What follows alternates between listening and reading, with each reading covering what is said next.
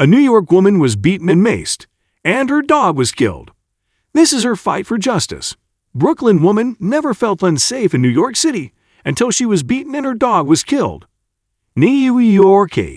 Sunlight glinted off the gravestone sitting on a table in a Brooklyn apartment. The stone's arrival marked nearly 6 months since Jessica Chrustic and her beloved golden retriever Moose were attacked while walking in Prospect Park, and served as a grim reminder that the dog's killer remains at large. The case seemed open and shut.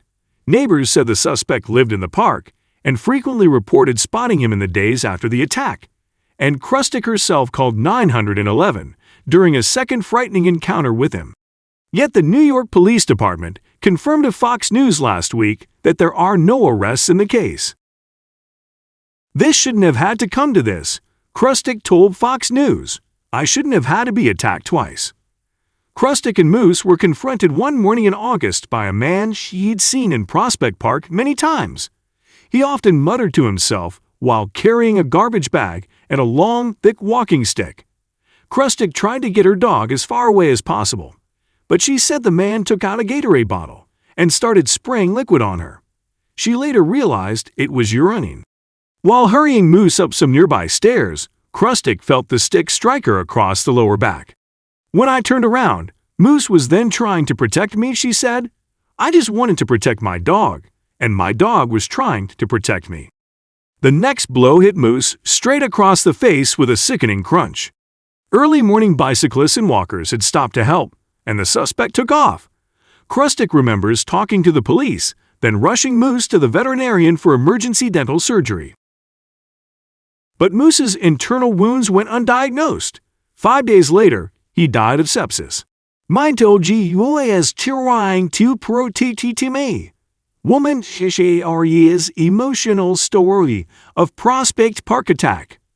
Chrustic received an outpouring of support from her neighbors, both in person and on the website Nextdoor. Many had encountered the suspect in the park before, too, and some shared photos of the man in hopes they would help police make an arrest. But it was 2022, 2 summers after social justice protests swept through New York City following the murder of George Floyd. Some within the progressive enclave of Park Slope objected to the idea of sending the police after a homeless black man who appeared mentally unwell. After Chrustic sought help from her city council representative, Shahana Hanif, a spokesperson for the councilor, told the New York Times the police weren't the vehicle to bring safety to our community. "You have a dangerous person who's attacking people, who's in a public space, who should be removed.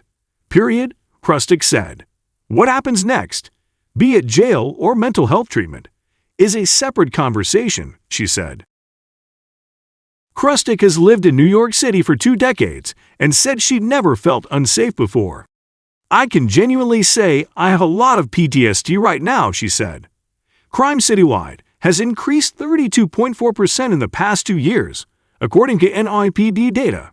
The vast majority of those cases, including the attack that killed Moose, are going unsolved.